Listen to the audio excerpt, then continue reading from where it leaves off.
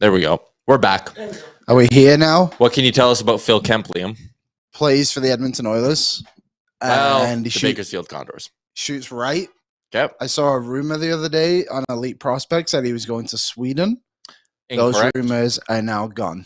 Yep. That's about it. There you go. Did he go to college? He did go to college. Went to Yale, so he's smarter than us. Smart boy, yeah. Yeah, genius. Good. Maybe he could help them with their cap management this summer.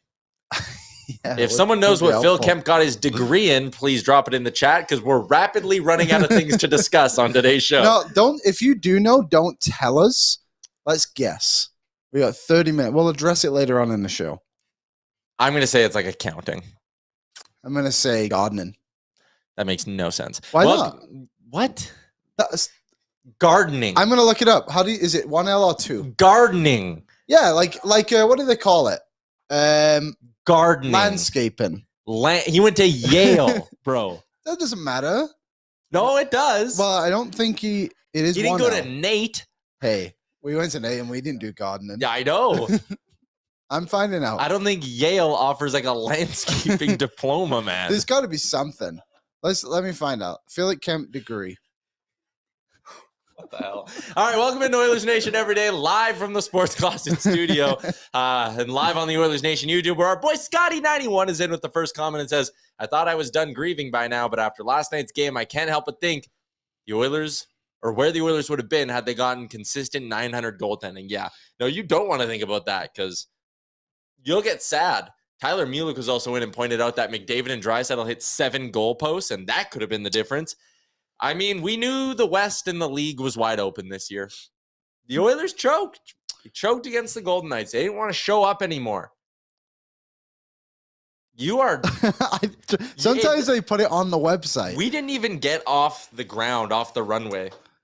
His dad played football and baseball at Yale and is a two-time College World Series champion. Wow. Big. He studied history. See? Nothing to do with what you said. It wasn't too far off. I wanted to find a degree that was like, I could probably do that. I feel like that's what athletes do when they go to college. Well, he's just not dumb. No, I'm not saying he's dumb. You don't get into Yale and go do landscape. That there's no way that's a course they offer or like anything close to it. I'll keep looking. Is that not an Ivy League school? One of the best, I believe. What would be Harvard's number one? And you think people are going there for gardening? Hey, you never know. I'm sorry. Okay. It would be the best gardening. This is something. All right. Yeah, the chat's bumping right now. Oh, people missed the witty opening because there was no sound. I said 30 minutes straight of Phil Kemp talk coming your way. If you missed that, we finally got some news surrounding the Oilers. Phil Kemp 2-year extension. Last year with the Bakersfield Condors, he put up 21 points in 71 games for a guy was a 7th-round pick back in 2017. I mean, Vinny Desharnais was a pick in the 2015 or 16 draft, and it took him till just this last year to find his way into the league. So I think Phil Kemp as a right shot, the right side of this blue line is relatively thin. I actually don't think it's out of the question that we see Phil Kemp get a cup of coffee in the NHL this season. No, I don't think so either. And this team is very limited on the right side. Yeah. He's the number one right shot prospect. His numbers have been pretty good throughout his career, and he's played in the World Juniors, it looks like, too, for Team USA. Like, he's got some pedigree to him to an extent. So, yeah, I like the idea of not just letting this guy walk.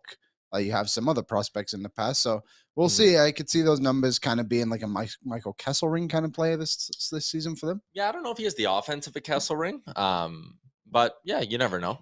You never know. It'll be interesting to see how he goes. Oilers obviously believe in him if they're giving him a 2-year deal to stick around, right? Because, like you said, he could have walked to Sweden. He could have gone overseas. 6'3" as well. 212 pounds. Oh, he's a big boy. He is thick.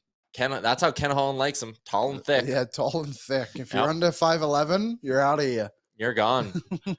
Good and you is in. We're going to get to the short before giant offseason question, trade machine, player grades, all that stuff today, as we usually do. But Good and you is in and says, we played Skinner too much. Should have went with a tandem. Playoffs are too much of a grind, especially for a rookie. Something to think about for next offseason. Even Ottinger got burnt out. Yeah. And I do think that's actually like something to keep in mind for next playoffs. You know, Stuart Skinner was a number 1 goalie through the regular season. But in his career, he was never asked to start, honestly, at any level. He was probably never asked to start 12 consecutive hockey games over the course of less than a month, really.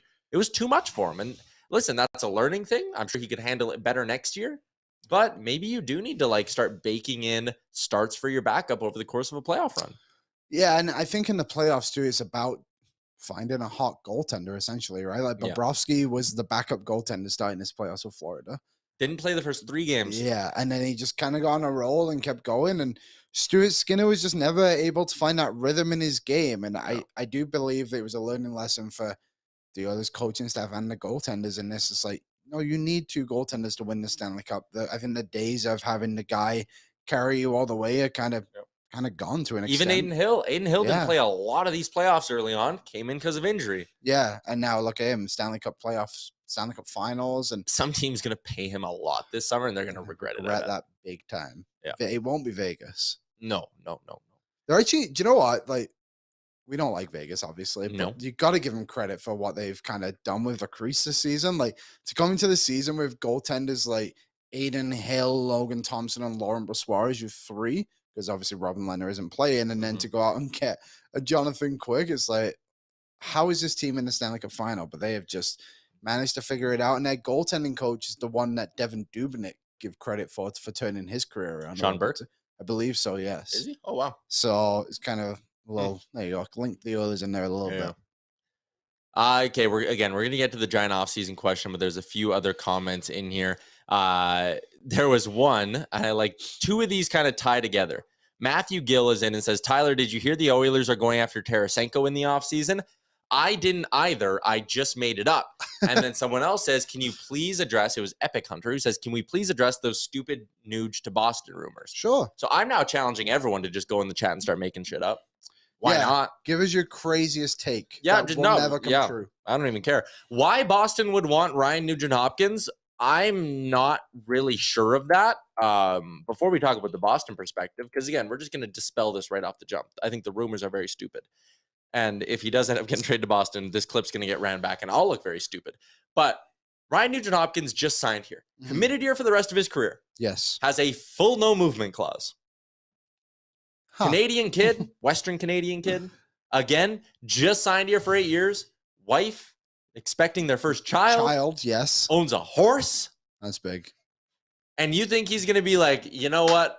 Boston sounds awesome. I want to find the proposed trade that people were kind of throwing out there. Oh, here it is. Linus Ullmark and Matt Grzelcyk to the Edmonton Oilers for Ryan Nugent-Hopkins, Vincent Desharnais, and the Oilers give up a 3rd-round pick. Who's winning the Vezina this year? Ullmark. Why would they trade him for that? I don't know. The vote did go 56%. Boston says no. And what? The Oilers are going to tack on another 5-point-some mil to goaltending? No. Exactly. Also, projected cap space for the Boston Bruins, $4.9 million. They got to worry about getting Bergeron back, maybe re-signing Bertuzzi, maybe David Krejci's coming back. They need to shed salary from that forward group, not add another $5 million plus player. And now you're like, oh, well, they'll trade some salary out in the move. And Brandon Carlo, Matt Grzelcyk, blah, blah, blah. One, Brandon Carlo, guess what? Modified no trade list. A full no trade clause this year. Why would he want to come to Edmonton, people? I'm pretty sure he's American. He is. He's from Colorado. I think this was the tweet that set people off. So this is from Real Phil Carter, who is a Boston sports reporter for 15 years. I'm not sure where it just says that. Okay. So he also might be making that up, but continue. So it says, nothing serious, but I have heard the Bruins have asked about Leon Draisaitl, Ryan Nugent-Hopkins, Ryan McLeod, and Klim Kostin. Edmonton inquired about Brandon Carlo, Jake DeBrusk, Linus Ullmark, Matt Grzelcyk, and Jeremy Swayman. He did not put this part, but I will. Shockingly, now his part, Edmonton is unwilling to move Draisaitl. It's weird. Why wouldn't the Oilers be more open to moving a guy like that? Yeah, I mean, he did hit 7 posts in the playoffs, so he's got to be more accurate. Second or third most productive season this century. Pretty good. He's pretty good. But if you have a chance to put Brandon Carlo on your third pairing, I mean, all the chips are on the table. Yeah, hey. Ay. Jesus. People, man. Just the point of this exercise is, if you're going to don't lose sleep over the Nugent-Hopkins thing. And when you read a rumor, just really dig into it a little bit. Give it some critical thinking. Yeah. Like I guess that's what we're here to do, though. Yeah, actually, don't do any of that. Come and watch our show, and we'll debunk it for you. If you're watching on the Oilersnation YouTube, hit the like button for us. We're only at 11. Let's try to get 93. If we get to 93, then Nugent-Hopkins won't get traded. We need you today, folks. Yep. Ken Holland's watching. Yeah, so if we don't get to 93, he is. If we don't get to 93, then Nugent-Hopkins is out the door. So think about that, people. Hit the like button. All right. We got through that. Let's talk some Stanley Cup Finals, Liam. Adarath is in, our pal. Don't want to see Eichel win a cup before McDavid. Don't want to see Ekblad, Bennett, and Reinhart win a cup before Draisaitl. Sigh. I actually think this choice is very easy. We're rooting for the Panthers. We should change the top to Panthers every day for the next bit to stand in solidarity. I don't want Vegas to win. I get no joy. I know people are like, oh, saying you lost to the Cup champs. No, that's lame as hell. That sucks. I'm all out on that. I'd be like, I just, not buying it. I definitely want the Panthers to win this. I see no real connection, or I don't see the same connection between Ekblad and Draisaitl that I do McDavid and Eichel. And also, Vegas is in our division. Also, that fan base has been around for 6 years. Yep. They don't deserve all this happiness. They deserve some trying times. Let's not forget that it was only a couple of summers ago that we all hated Vegas because they traded Fleury for nothing and how disrespectful it was and all this stuff. Disrespectful. Pacioretty was another guy on that list too. And now here we are, people are saying they'd rather watch them win over Florida. I'm sorry, but once I get it with Tkachuk and Bennett and whatever Flames players are on that team and you don't want them to get it, but for me, once they go out of that Flames jersey, I could care less what they go and do, to be honest. I actually find a lot of these former Flames quite likable. Yeah, now that they don't play for them. And it also makes it a little bit better that Calgary failed on them so hard. Sam Bennett for 2 seconds? Ooh. Yikes. Yep. Matthew Tkachuk, what was it? Cubido, Uyghur, and another prospect in the first? I'd still take Tkachuk. Now I would. Yeah. Yep. It is something. You were asking people in the chat what they were watching last night. Obviously not a lot going on. Pretty quiet night, so a lot of time for people to relax. Chris says he watched Community last night. Good show. You watched Community? Never. You should. I'm on Modern Family still. Yeah, but see, and you like those kinds of shows, so you'd love Community. Yeah, I like those 20-minute shows. Yeah. So good before bed show. Yes, that's what it is. Crush out an episode or two. Dukes is rewatching King of the Hill. Viperisk says, I didn't watch the hockey game. I didn't either. I watched the Memorial Cup game. Who played? Quebec and Seattle. It was tight until late in the third. And then I can't remember what the final was, but Quebec won. Good teams, both of them. Patrick was head coach of Quebec. And I was right into that basketball game. It was thoroughly entertaining. But today you're wearing a Denver Nuggets jersey. I've always been on the Nuggets train, Tyler. There was this speculation yesterday that I like the Celtics. And I mean, I would never cheer for a team that fails so hard like that. You and Aaron dropped in the bold take that if Jason Tatum didn't get hurt, they would have won. Yes, 1,000,000%. I stand by that. You're eliminating shots from guys like Al Horford, who's stepping up for threes. No, thank you. Jaylen Brown had 8 turnovers last night. Man, they should have traded. 8 for 23. They should have traded. 8 for 23. When you get the opportunity for trade for Kevin Durant and you're thinking, boy, do I want Jaylen Brown or do I want Kevin Durant? The answer every day of the week, there and back, is Kevin Durant. I cannot believe the Celtics passed up on that in the summer. Well, here we are. Go Nuggets, go. I think I'm torn. Miami's such a cool story as an 8 seed that ran their way there. Jimmy Butler is very likable. Kyle Lowry. He is. Kyle Lowry, former Raptor, but Jamal Murray, Canadian. Yeah, that'd be good. Although Jamal Murray, a Canadian, who the other day was talking about, he was like, I was watching the hockey game and the green team was on. What kind of Canadian doesn't know all 32 NHL teams, Jamal? The green team was on. He was referencing the Dallas Stars. Yeah, but yeah, come on, Jamal. We need you. We need you to be better than that. But I don't know. The Nuggets story is good too. Like Joker, what was he? 59th overall. Guys were saying he might never play in the NBA. And now here he is, arguably the best player in the NBA, going to the NBA finals. I just love the NBA. I love the legacy of players. And I mean, it works both ways, right? Jimmy Butler drags his team to the finals. Or you get Joker, who finally gets over the line with Denver. It's good. Yep. Brian Zinn says, I just can't get into the NBA. The finals every year are awesome. And I think these finals are going to be really, really good as well. Let's circle back to the hockey. talk about our Sherwood Ford Giant offseason question. Liam, it's centered around the Bakersfield Condors. So I'm going to be relying on you a little bit here. Which Condors could make the jump next year is our Sherwood Ford Giant offseason question. And I think there are some obvious candidates. So let's start with those two. Dylan Holloway, I'm not really including in this conversation because he made the jump last year, right? The two are Raphael Lavoie and Xavier Bourgault. That's who I think a lot of fans, those are the names they've heard of the most. Those are the two guys who I think probably stood out the most last year. One, because he's a first-round pick. One, because he just had a great resurgence in Raphael Lavoie. Let's look at these numbers here that Lavoie put up last year as well. 45 points in 61 games. That's all. 25 goals is really, really good. And like whenever I would see the clips float around on Twitter of his goals, like this wasn't a guy who was just banging in little backdoor tap-ins and stuff. He was scoring goals a lot of the time.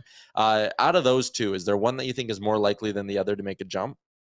For the logical and logistic reasons around it, I think Lavoie will be the one to make the jump because he's waiver eligible this year. Plus, he's a right-handed shot, 6 foot. What is he? 6'3", I think. So, like 6'4". Sorry, he fits nicely into the plans there for the Oilers. A big thing for him is he's struggled with consistency over his career. Like the numbers last year, he had 26 points, but there was a point early in the season where he went on like a 20-game skid with nothing. Like he would just score in bunches. It looks like he's kind of put that behind him a little bit. Scoring 25 goals in that league is legit. I think if he wants to play in the Oilers team next season, like you've got to be patient with him. I think he's probably going to be in and out of the lineup most nights, but if he can get into a groove, he's a guy you'll want to be in the team most nights because he can score goals, and that's what the Oilers drafted him to do back in 2019. Yeah, I think like he's a guy, with Bourgault, or let's compare the two a little bit here. Bourgault, first round pick, younger. I don't think you want that guy coming up to be your 12th or 13th forward. No. With Raphael Lavoie, I think you're probably okay with that. If there are games where he's out of the lineup, if he's got to come and like really fight just to get those third, fourth line minutes, I actually think that's okay because we're getting to the point. When's he turn 23? September 25th. So this is his 23-year-old season coming up. It's kind of make or break time for that guy in his NHL career. This is like, can you make the jump and become a legit NHL guy, or are you going to be the forever quad A player? Are you going to be a guy who's in Europe in 2 years? Like this is kind of a make or break year. And I think it's one of those where you're not worried about his development anymore. You're worried about him showing he can be an NHLer. And I think if he does show up to training camp and isn't showing that he can be that guy, look at what Dmitry Smirkov got you last summer, right? Like I think Ken Holland wouldn't hesitate to move on from a guy like this, but it is very beneficial for him that he's a right shot and the Oilers have nothing there. So I agree. 3 years as a pro now, like it's time for him to make the jump and see what you can get. If you can get like 5 to 10 goals out of this guy next season, like you're in a, like I would say 10 would be the lowest. You'd want him to hit double digits just based on his draft pedigree, what he did in the American League last year. But be patient with him if he comes. As for Bourgault, he needs to be the guy in Bakersfield this season. Like he actually had a pretty good year. I can't remember his numbers off the top of my head, but you have him here. I guess I do have my laptop and I have his tab. 34 points in 62 games. But so I think this year you're probably looking for him to double that goal output, right? I would look for 25 goals from him. Take a Lavoie-like jump. Pretty much. And then for me, he's probably the first guy you call up. First or second guy you call up. If you have a top 6 injury, something like that. Yeah, but again, you don't want this guy just sitting around and in the stands all night, right? He needs to be getting reps. And Ken Holland's a very patient GM, and I think Woodcroft's in a similar mindset too. So I think they're going to be fine with Bourgault going down there and being the guy. So Lavoie, I think we're kind of saying like he'll be in the mix. He's fighting for a spot come training camp. It'll also help that he's got a relatively cheap contract as well. Is he an RFA coming this summer, or is he? Yes. Okay, so like again, that's a guy who, if he wants to sign for $750K, he's doing himself favors at that point, right? Yes, exactly. I mean, he probably will. He has no arb rights or anything like that. There are another couple guys, though, on what I'd call the next tier down of the forwards on Bakersfield. One of them is James Hamblin, 28 points on the year in the American League, and a guy who did make the jump at times. He's gotten some NHL games under his belt. He's heading into his 24-year-old season here. He turned 24 in April. He got some games. He's got his cup of coffee. 10 games in the NHL. Didn't put up a point. didn't really look like he belongs. He did the effort, like he skates hard and he buzzes around and all that stuff, but he's undersized. That won't work in his favor. Doesn't seem to have a ton of natural scoring ability either. I don't think James Hamblin is a guy who's going to magically show up in training camp and crack this roster. I think if he does, he's essentially your 13th, 14th forward for the season. I think the Oilers appreciate what he could bring because really, like, in the effort department, he's essentially just Kylie Yamamoto who can't score, right?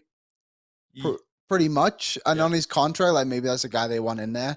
I think he's the quad A player, like you said before. Like, I think he's honestly this team's new Tyler Benson.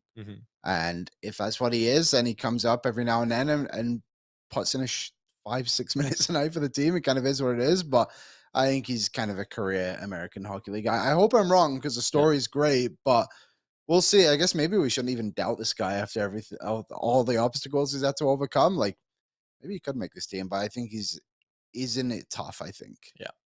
There's another name in the Hamblin tier, but I think he's got a much better chance of being an NHLer, and that's Noah Philp. Won the physical tools with this guy. I watched him for a couple of years at the University of Alberta. 6'3", 200 pounds, got that size, knows how to play center, moves well for a big guy. And last year in what was basically his first pro season, what was his first pro season, he got 3 games the year before. 19 goals in 70 games.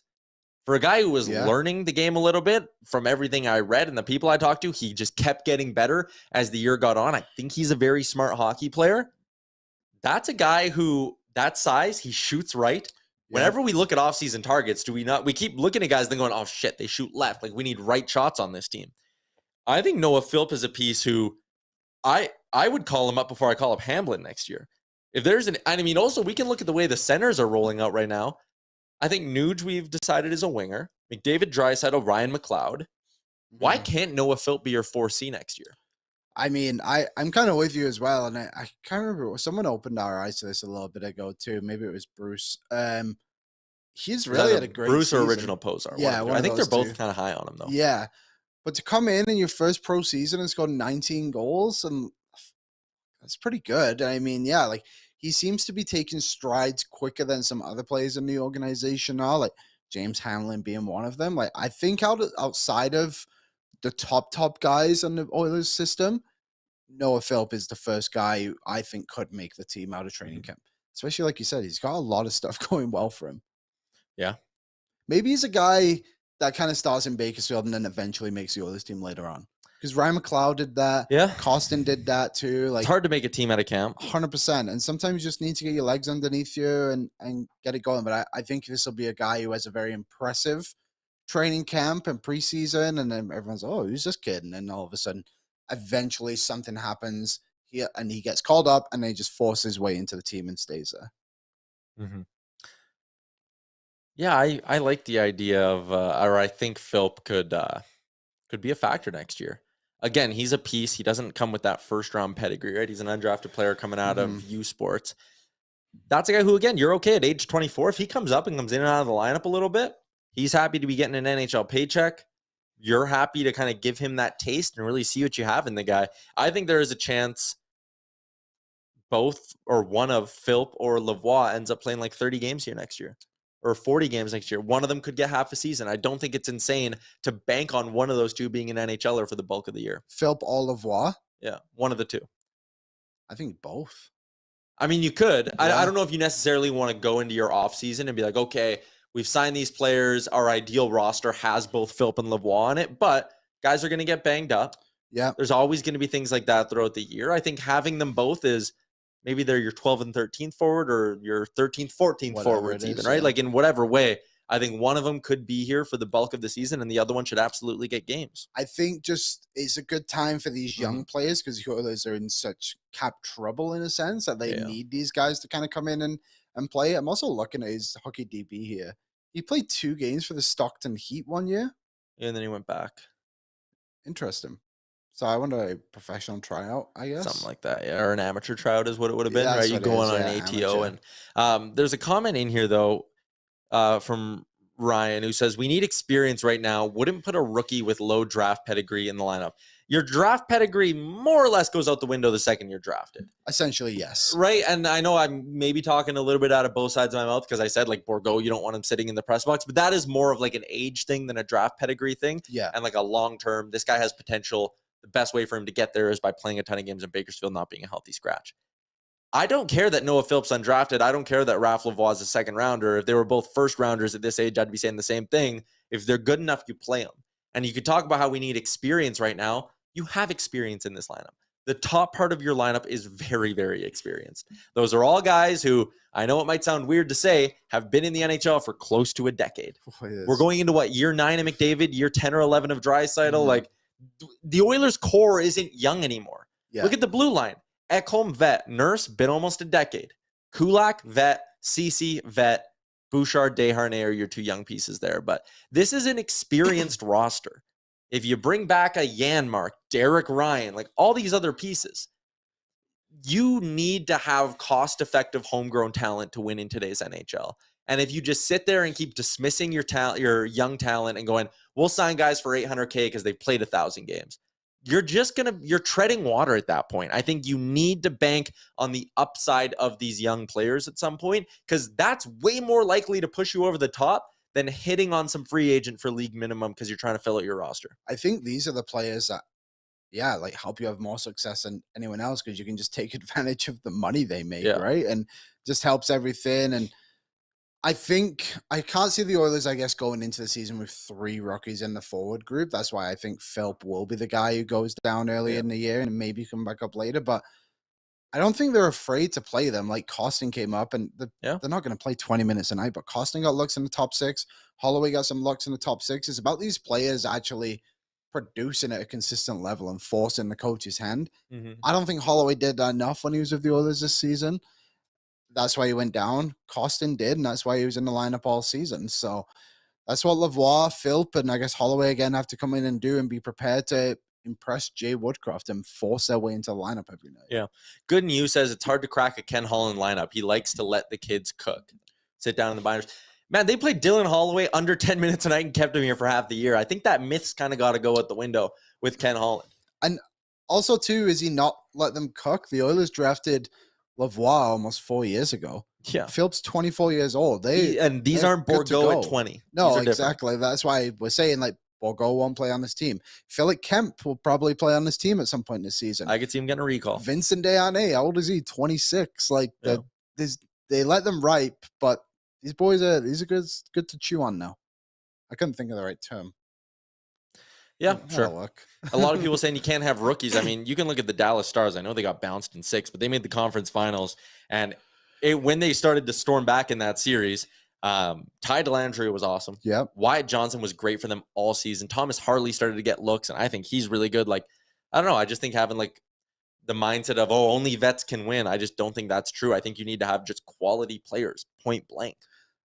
Like you said, it's about performing. It is. And that's what matters at the end of the day.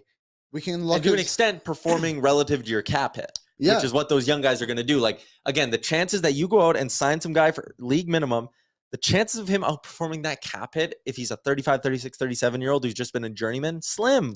What are the chances that Raph Lavoie pops, scores you 15 goals next year? There's a chance that happens. Yeah, got the legs underneath you, a bit more motivation, I guess you could say, too, in some aspects. Like, I don't think it's about rookies and all that kind of stuff. It's about having a lineup that is performing. That's what it is. Mm-hmm.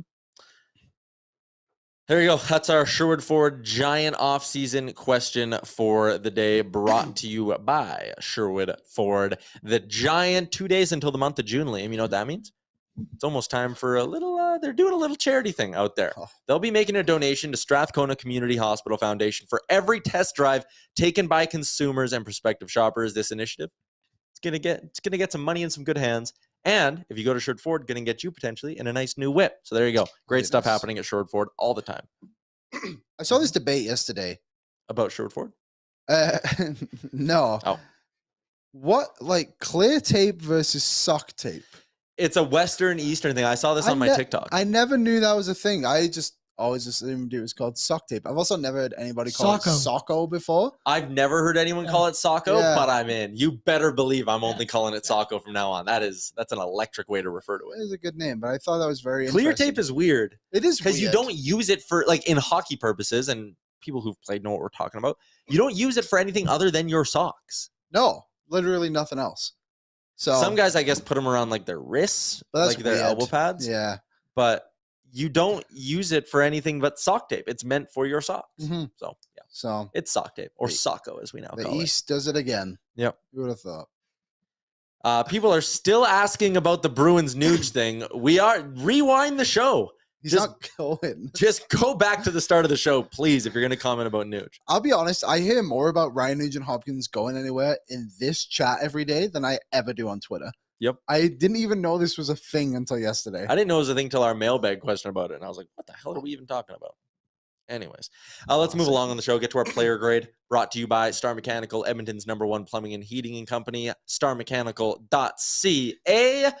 We're moving along through the 20s. Yes, Getting the a number- roaring 20s. Getting to number 27. Brett Kulak, Aaron's boy. Mm-hmm. Let Aaron grade him. Aaron, A. chance of That's my name. returning, 100%. Let's talk about Brett Kulak a little bit. A guy who I actually thought was fighting it a bit at times during the regular season. I Mhm. didn't think he had the best regular season. Started to get better as the year went on, but there were some tough moments in there for Brett Kulak. And again, this is a guy, and you need to do this for almost every D-man, as we kind of have. There's a post-Ekholm and a pre-Ekholm grade, it almost feels like. Yeah. Kulak, I thought, fought it early in the year. I thought as things went on and Ekholm showed up, he got a lot better. The grade I gave him for the regular season, Liam, was a B-. Mhm. I think for a good chunk of the year, he was in that C range. When Ekholm came, he was in a B+ range. So I balanced it out. His playoff grade was an A- for me, though. He was really good. He moved so well. And I don't know if it's a thing where, like, he knows that he can't do that for 82 straight games. So he keeps his foot off the gas at times, does his own little load management. I don't know.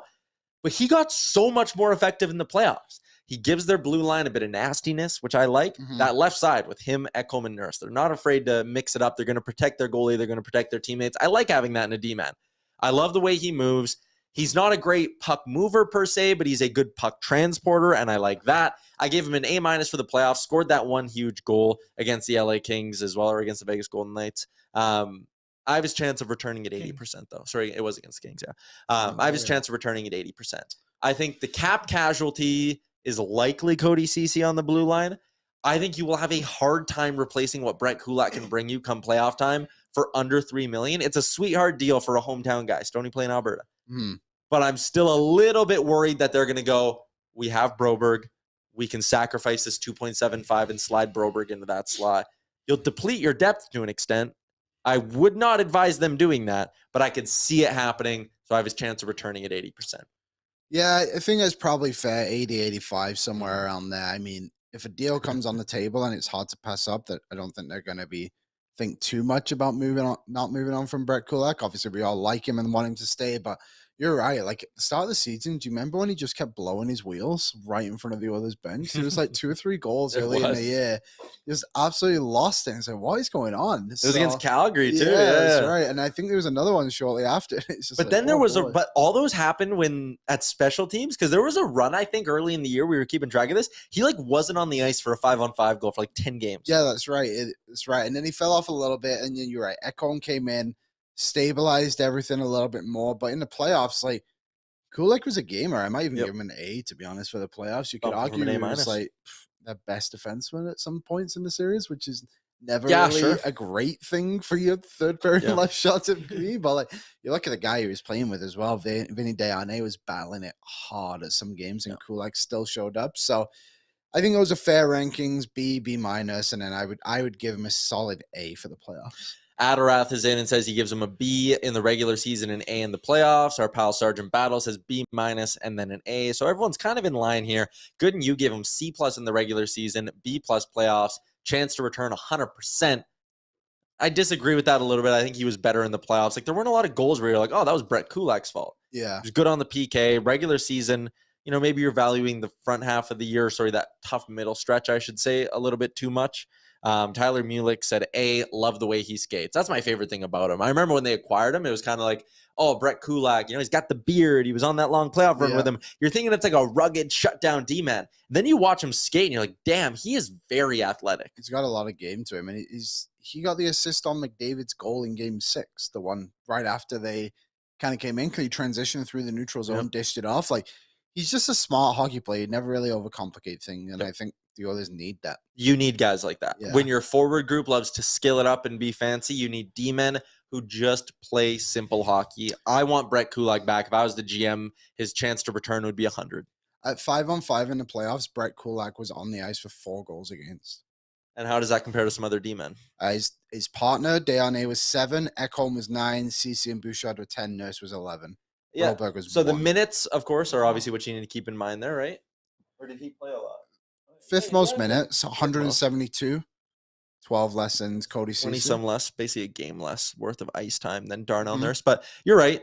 Impressive stuff in the playoffs. He was very, very good. So there you go. There's your Brett Kulak player grade for this season, brought to you by Star Mechanical. As we do towards the end of the show, Liam, let's fire up the old trade machine. What do we got? Bebop, bebop, bebop. The Dallas Stars were eliminated yesterday. Farewell. And I think their blue line is a massive problem. Ryan Suter sucks. That dude can't play in the NHL anymore. His career has quickly come to an end in the last 2 weeks. There was and it wasn't just 1 or 2 plays where you're like, ooh, that's not what I think a D-man should do. There was 3 goals in that series against Vegas where you were like, how is an NHL defenseman making that decision / that play? There was the one that cost them a game. Yeah. Ended up being a very important game because they lost in 6. I think they buy out Ryan Suter this summer. So it's 3.5 right now. You can buy him out and it goes down to $780K for the next 2 years. And then it's 2 years of 1.4 after that. But the cap's going to go up. Stars don't have a ton of dead money on their books right now. So I think they can afford a buyout of Ryan Suter. They actually have no dead money at all on their roster, which is impressive. They can buy out Ryan Suter and use those savings for something else. You're not trading Ryan Suter. No one's touching the guy. Unless he's hurt and wants to go on LTIR. And he has a no movement clause. How much was it in year 2 of that buyout? Sorry, it goes. So he's 3.65 this year, next year. The buyout drops that to 780. Okay, and then you have 2 more years of 1.4 after that. That's nothing. That's a good buyout. Yeah, and then you look at the contracts too. They essentially have everybody signed besides Joe Pavelski if they really want to bring him back at 40, and then also Wyatt Johnson had just come up eventually. Yeah. But besides that, Miro Heiskanen signed up. Ottinger, they'll have to sign him. Sorry. Robertson, Hintz all signed up too. So yeah, it's not it's a damage proof one, right? So yeah, I'd get rid of him. Smell you later, Ryan Sutter. And here's what I think they're going to do with some of that cap space. I think they're going to call up the Philadelphia Flyers and they're going to say, we want to get our hands on Ivan Provorov on the back end. Provorov, left shot D-man, 2 more years at 6.75, so they can use some of the cap savings and they can work to bring in a piece like Provorov. Listen, Miro Heiskanen is awesome, but he cannot be on the ice all game. That is just a fact. You bring in another left-handed D who's going to play right below him. You could always have one of Heiskanen, Lindell, or Provorov on the ice. Heiskanen, I think, is good enough to flip to the right side if you want him to as well. You're always going to have one of these guys out there. You can pair him up with your right Ds. Nils Lundqvist is a young right shot that they have. Colin Miller is under contract for 1 more year. It gives you this really solid blue line, and to get the deal done, I gave up Maverick Bork and a 2024 second-round pick. Maverick Bork's very good. That Borgo Whisperer. Mm-hmm. People say Borgo was good because of Maverick Bork. Him. But when you look at that forward group, Hintz, Robertson, Wyatt Johnson, Ty Dellandrea, they have a lot of good young talent on that team. Yeah. And I understand not wanting to sacrifice a really good prospect, but they still have Logan Stankoven coming. He's having an awesome Memorial Cup. So good. They don't have enough coming on the blue line, though. And I think you got to sacrifice one of those 2. I wouldn't move Stankoven. I think I move Maverick Bork. Do you know? A second for Provorov. Yeah, I like that trade. And to throw it back a little bit further, and it's similar in a way, but Dallas have kind of done a deal like this before when they acquired Chris Russell from the Calgary Flames. Mm-hmm. They traded Brett Kulak and a pick. And the reason they did that is because they had prospects coming in. I think it was Jason Dickinson, and then there was one other guy. And to be honest, none of them really panned out in any special way. So this kind of is similar history coming up again. Like Dallas is loaded up. Like Logan Stankoven might have been the best player in the WHL if Connor Bedard didn't exist. So yeah, that's a hell of a line. Yeah, so I'm with you. I like this trade. Philadelphia's getting a very good young player too. Kind of works out both ways. And they've already proposed that they don't want him anymore. Provorov, that is. Pollock, you're right. He was a second-round pick, mid-second-round pick who was putting up great numbers with the Oil Kings. He was a prospect of significant note. Jyrki Jokipaka was, at that point, I mean, he didn't have a ton of prospect shine to him, but he had played a couple of years in the NHL, and they gave up a conditional second-round pick in that deal, which ended up being Dylan Dubé. So you're right. Kind of similar in terms of the return. I think the value here lines up. It's steep because Maverick Bourque is a damn good prospect. Very good. But you got to give to get, right? Yep. And I think Dallas right now, when again you look at the young pieces on that forward group, you can afford to sacrifice one in order to get this blue line sorted out. Maverick Bourque play at the World Juniors? I don't know. I'm trying to find out. Let's find out. I like the way he spells his name. Yeah. Maverick. He did not play the World Juniors. I Oh, think there he you might have go. got Bust. hurt. Bust. Yeah. Good player, though. Good player. 47 points Yep. with Texas this season, 20 goals. Not bad. Let's take a look around the sporting world for our friends at Betway to wrap up the show. Not a whole heck of a lot going on. No Stanley Cup final games until this weekend. No NBA final games until this weekend. Memorial Cup, you said you'd be keeping an eye on as well. Yeah, I don't really know who plays day to day. Just kind of turn on my TV and see what's going on. I think it might be Kamloops and I'm going to find out for you. Peterborough Pete's. Kamloops, no, they beat them already. Seattle. Peterborough and Quebec tonight. Yeah, so Kamloops, Seattle will be the one after that. Big game for Peterborough. Kamloops, Seattle's Wednesday, and then we get into the playoff round, I guess you would call it. Yeah, so that's been a lot of fun. I really don't know who's going to win. I mean, it looks Quebec's undefeated, I believe. But, man, Kamloops and Seattle have so many good players. That Seattle team, if they win the Memorial Cup, might be one of the best junior teams ever. So many first-round picks on that team, too. It's crazy. Yeah. So that's why, if you're looking, can you bet on that one on Betway? I don't know. Fire it up. We don't know a lot today. Yeah, we're taking this one by the seat. I am betting on the Blue Jays today, though. They kick off a 3-gamer against the Milwaukee Brewers. Yusei Kikuchi on the bump for the Toronto Blue Jays, who are coming off a series win over the Minnesota Twins. The Jays minus 163 favorites on Betway, but I want to hunt down that pre-built bet with our boy Yusei Kikuchi. Jays to win, Kikuchi 6+ Ks, plus 175. Boom. Lock it in. You can't bet on it. Can't bet on the man. One thing I was looking at, and it is the Miami Heat to win the finals. They are plus 275 to win the NBA. They've come this far. It's plus the Nuggets are so good though, but you're right. They just took down the Celtics. They've taken down everyone. Yeah. Minus 350 of the Denver Nuggets, as I say, Miami will win in a Denver Nuggets jersey. Whatever. Yeah. A lot of people agreed with our trade machine today, which is big. I feel like it was in a bit of a slump. So good to see it bounce back. It got roasted on the DFO rundown. So with that trade? No, with some other ones I threw their way. Oh, really? The Carlson one, I got laughed at. By Frank? Yeah. And Gregor. They both like laughing at me. Oh, yeah. The rundown. Sorry. I thought the live show. Did they like any of them? No. Well. Yeah. Tough look. Considering we look at all of them and are like, hey, not bad.